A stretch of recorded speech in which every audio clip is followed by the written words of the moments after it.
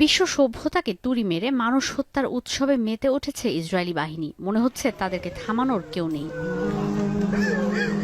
পাখির মতো উড়ছে মানুষ, দেখলে মনে হবে হলিউডের কোনো সিনেমার শুটিং। মর্মান্তিক এই দৃশ্য নেতানিয়াহুর প্রশাসনের বর্বরতার। দ্বিতীয় দফায় যুদ্ধবিরতি কার্যকর না হওয়ার পর নতুন গতিতে গাজায় ভয়াবহ আগ্রাসন শুরু করেছে ইসরায়েল। বিমান হামলার তীব্রতায় ধোঁয়ার কুণ্ডলীর সঙ্গে এভাবেই শূন্যে উড়ে আবার মাটিতে পড়ে যাচ্ছে মানুষ।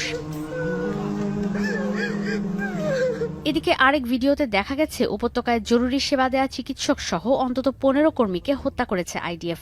যদিও ইসরায়েলি প্রতিরক্ষা বাহিনীর দাবি ভুলবশত হামলার কারণে তাদের মৃত্যু হয়েছে। হামাসের সদস্য রয়েছে মনে করে রেড ক্রিসেন্ট সোসাইটির অ্যাম্বুলেন্স জাতিসংঘের গাড়িতে হামলা চালায় আইডিএফ। বালির নিচ থেকে 15টি মরদেহ উদ্ধারের পর শুরু হয় তোলপাড়।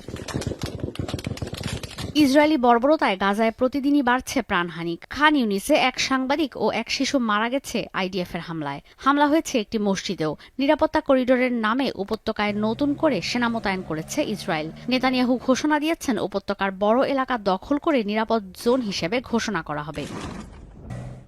ইসরায়েলি বর্বরতায় গাজায় প্রাণহানি 50,000 ছাড়িয়েছে। ইউএনআরডব্লিউ এর তথ্য অনুযায়ী উপত্যকার 90% বা 19 লাখ মানুষই এখন বাস্তুচ্যুত। এর মধ্যে মাত্র 2 সপ্তাহে বাস্তুচ্যুত হয়েছে প্রায় 3 লাখ মানুষ।